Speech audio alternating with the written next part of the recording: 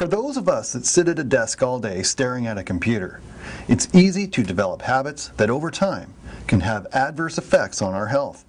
Fortunately, there are some simple things we can do to prevent this from happening. Hi, I'm Adam Ridgewell. I'm an osteopath, and I'm going to show you guys how to maintain a good posture from sitting at a desk for hours. Come through this way. Well, one of the many dangers of seated at a desk like this is that most ergonomically correct chairs are so ergonomically correct these days that you can actually sit in them for a lot longer than you used to be able to, and with a lot more comfort, which is actually probably the worst thing you can do for the human body. Especially when you have a lot of workload to do, you've got a lot of deadlines to meet, you're probably going to be sitting over the computer like this.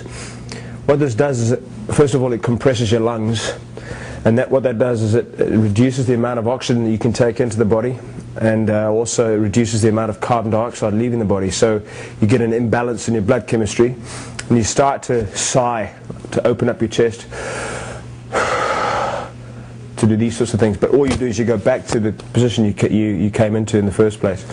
And then again, like I said, with deadlines, you're always working on the computer here. You create what's called a forward head posture like this, which creates a lot of stress on the neck and the front here.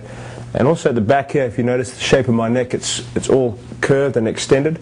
So you're going to get a lot of headaches, got a lot of tearing eyes, a lot of nasal symptoms, such as the one that I have right now, but that's flu. So what to do? So first of all, if you have a ball at work, I know you guys are all insurance people and you're sat at a desk most days, but if you can get up every, say, 2.5 hours, come away from your workplace station, and then move across to get a ball. So replace your chair, get the chair out of the way, and pop a ball in place. If you sit on the ball for a little bit, you'll notice immediately, as soon as you sit on the ball, it's an unstable surface, it immediately turns on all the erector muscles in the spine, all the postural tonic muscles come alive.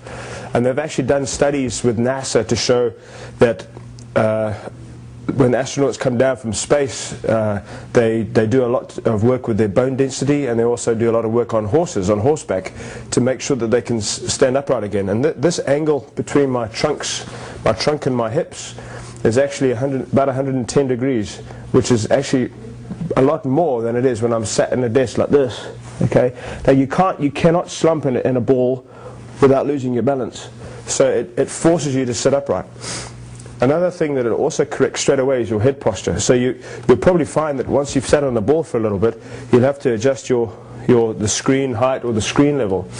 So another thing you can do is actually move right away from your workstation, and you can just try to walk your legs out a little bit. Bring your hands over like this, and just let your head come down. Bring your hands over your head. What this does, if you just hold this stretch for about 5 or 6 seconds, and let your elbows drop back, what this does is it actually opens up the chest. Okay, so it expands your lungs. So what you're doing is you're doing total opposite of sitting over the desk like this. This done every 2.5 hours actually signals your body to a more upright functional position. You can actually move to the side as well. What you want to do is you want to stretch the legs out, and this part of the body here, because it's been crunched up like this all the time, you want to try to move your leg back on the ball like that, and you want to try to tilt your pelvis forward and underneath so that you stretch this muscle here, and then you can just reach up like this and then move forward on the ball like that.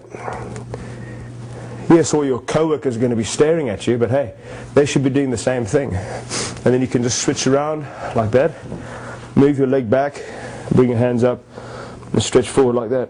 So the ball's supporting you all the time, so you don't have a problem there. Okay, most of us are dominant on one side of our body, and what we tend to do is we'll fold our arms one way versus the other way, which most people can't do. So if you fold your arms without thinking about it, which is what we normally do, we can't really fold our arms the other way, because that program really isn't in our hard drive yet, so we've got to reprogram it all the time, so we've got to repeat it. One thing I find myself doing is I tend to use my mouse. I have a wireless mouse, and I tend to use my right hand side, which is dominant. I tend to use it this side all the time. What I'm doing at the moment is training myself to use it on the left hand side, so that I don't become too dominant by doing this, which is what causes all my problems. And yes, I do have problems. So I try to use my mouse on the left hand side. Work can a little bit slower, but still, I mean, you can left click for your your left click with your other hand is just as efficient as doing it with with your right hand. Adam Ridgewell is the owner of the Southside Osteopath Clinic in Fredericton, New Brunswick, and is the developer of the innovative Golf Gnostics exercise program.